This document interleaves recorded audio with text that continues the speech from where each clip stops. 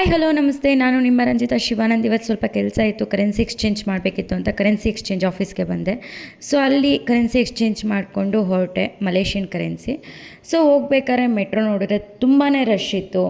ಯಪ್ಪ, first time ನಾನು ಇಷ್ಟೊಂದು ರಶಲ್ಲಿ ಬಂದಿದ್ದು ಮೆಟ್ರೋದಲ್ಲಿ. ಆಮೇಲೆ ನಮ್ಮ ಬಾವ ಪಿಕ್ ಮಾಡಿದ್ರು. ನೋಡಿದ್ರೆ ಅಲ್ಲಿ ಟೆಂಪೋ ಸ್ವಲ್ಪ ಮಳೆಯಲ್ಲಿ ಕಂಟ್ರೋಲಿಗೆ ಸಿಗ್ತೇನೆ ಸ್ವಲ್ಪ ಸೈಡಿಗೆ ಇಡೋದ್ಬಿಟ್ಟಿತ್ತು, ಬಟ್ ಯಾರಿಗೂ ಏನೂ ಆಗಿಲ್ಲ. ಅದೊಂದು ಖುಷಿ ವಿಚಾರ. ಅದಾದಮೇಲೆ ಬರ್ತಾ ಅಂದ್ವೇ ರೋಡಲ್ಲಿ ಗಣೇಶನ್ ಬಿಡ್ತಾಯಿದ್ರು, ಎಲ್ಲ ಹುಡುಗರು ಕುಣಿತಾಯಿದ್ರು. ನೋಡ್ಕೊಂಡು ಹಂಗೆ ಬಂದ್ವಿ. ಫೈನಲಿ ಮನೆ ರೀಚ್ ಆದೆ. ಮನೆ ರೀಚ್ ಆಗಿದ ತಕ್ಷಣ ಎಲ್ರಿಗೂ ಹಾಯ್ ಹೇಳ್ಬಿಟ್ಟು ಜಪಾನಿಂದ ನಮ್ಮ ಬಾವ ಕೇಕ್ ತಂದಿದ್ರು. ಸೊ ಅದನ್ನು ಸ್ವಲ್ಪ ಟೇಸ್ಟ್ ಮಾಡಿದೆ, ಚೆನ್ನಾಗಿತ್ತು. ಅದಾದಮೇಲೆ ನಮ್ಮೂರಲ್ಲೂ ಗಣೇಶನ್ ಬಿಡ್ತಾಯಿದ್ರು ಅಂತ ನಾನು, ನಮ್ಮ ಅಕ್ಕ, ನನ್ನ ತಂಗಿ ಎಲ್ಲ ಹೋದ್ವಿ. ಸೊ ಗಣೇಶನ್ ನೋಡಿದ್ವಿ. ಆಮೇಲೆ ಪಟಾಕಿ ಎಲ್ಲ ಹೊಡಿತಾಯಿದ್ರು, ತುಂಬಾ ಚೆನ್ನಾಗಿತ್ತು. ನೋಡಿ ತುಂಬ ಎಂಜಾಯ್ ಮಾಡಿ ನಾವು ಸ್ವಲ್ಪ ಕಿರ್ಚಾಡ್ತಾಯಿದ್ವಿ.